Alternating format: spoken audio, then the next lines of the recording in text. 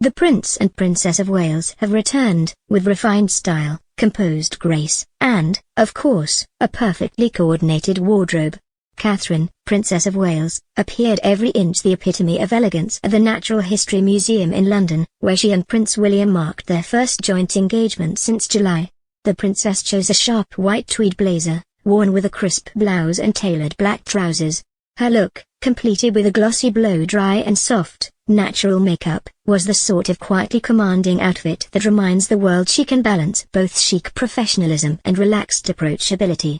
William, not one to be overshadowed, matched his wife's palette with a blazer, open-necked shirt, and black trousers. The effect? A subtle symphony of sartorial synchronicity. They were, in short, dressed as if their wardrobes were curated by the same stylist. The royal watchers know this is not the first time they've stepped out in twinning ensembles. Over the years, the couple has made a habit of coordinating shades and cuts, a visual declaration that they are not just partners in marriage but partners in monarchy. The sweetest flourish came as William gently placed his hand on Catherine's back while they greeted staff and visitors.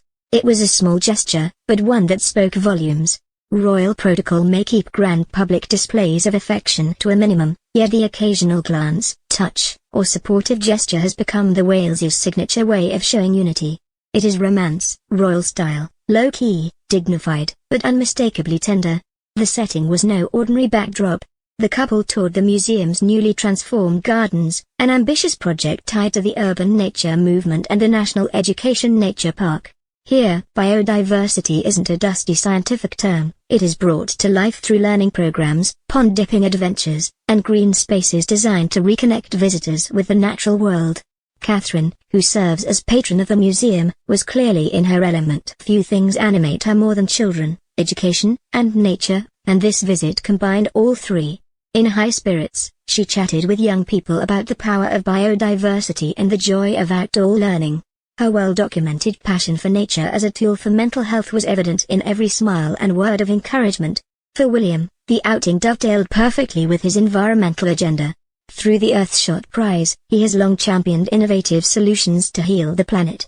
Here, at the museum's gardens, he had the chance to explore how cutting-edge technology can assist conservation research. It was, in many ways, a snapshot of their partnership in action, Catherine nurturing hearts and minds through education, William pursuing grand global projects, both converging on the shared stage of environmental stewardship. To understand why Catherine's delight at this particular event seemed so genuine, one must recall her recent reflections.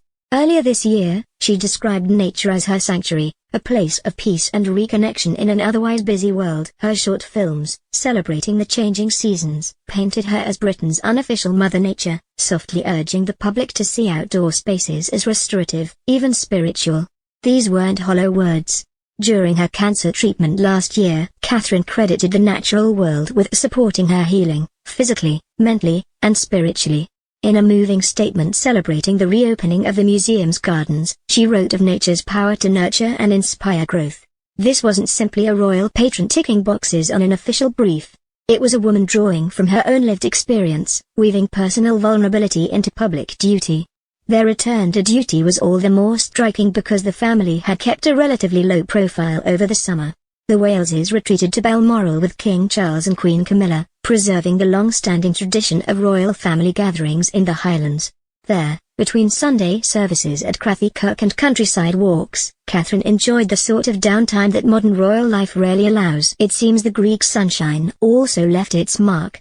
Eagle-eyed fashion commentators noted Catherine's hair appeared noticeably lighter, her glossy brunette softened into a sun-kissed blonde.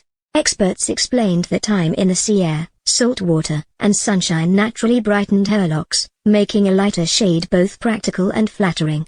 Stylists praised the shift as a clever strategy, blending grays more gracefully, reducing harsh chemical processes, and embracing the elegance of subtle aging. If ever proof was needed that Catherine turns even hair care into a masterclass of quiet sophistication, this was it.